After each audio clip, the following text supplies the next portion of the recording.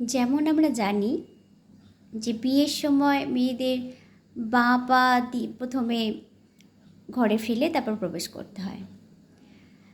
তো এটা কেন? অ্যাকচুয়ালি এটার কারণ হলো আমাদের বাঁ নাক চলবে, বাঁ নাক দিয়ে শ্বাস পড়বে, মানে যেটা আমাদের ইড়া নাড়ি। আমাদের ইড়া নাড়িতে সগুণ স্বরে মানে শ্বাস ভরে লম্বা শ্বাস ভরবো বাঁ নাক দিয়ে এবং সেটা হোল্ড করে তারপর যেহেতু বাঁ নাক দিয়ে বাঁ নাকটা অসপিশিয়াস কাজের জন্য ব্যবহার হয়, আমাদের ইড়া নাড়ি যখন চলে চন্দ্র স্বর যেটাকে বলা হয়। তো চন্দ্র যখন চলবে, চন্দ্র আমরা সমস্ত অসপিশিয়াস কাম চন্দ্রনাড়ি চলাকালীন করি। এটা প্রাচীনকাল থেকে হয়ে আসছে।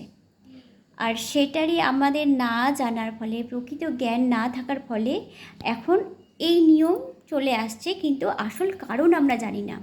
অ্যাকচুয়ালি যেটা হয়,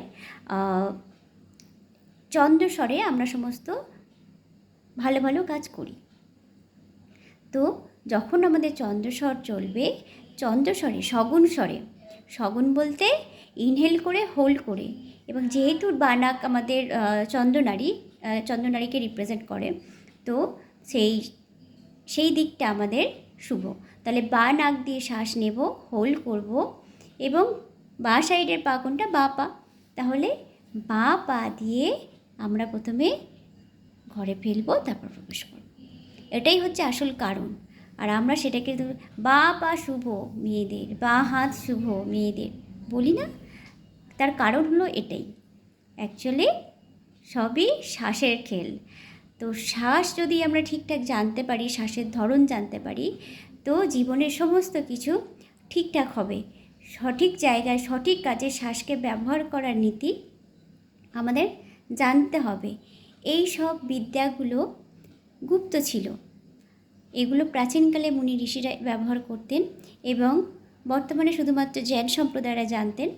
এখন এটা সবাই জানছে থ্রু আমাদের সোশ্যাল মিডিয়া বলুন, যাই বলুন, এখন আমরা স্পিরিচুয়াল ব্যাপারটা সব কিছু জেনে মানে জানতে চেষ্টা করছি। সমস্ত বিদ্যা সম্পর্কে অনেক কিছু জানছি, আগে এতটাও জানতাম না। থ্যাঙ্কস টু আমাদের সোশ্যাল মিডিয়া আর ইন্টারনেট, এইসবের জন্য আমরা এত কিছু জানতে পারছি।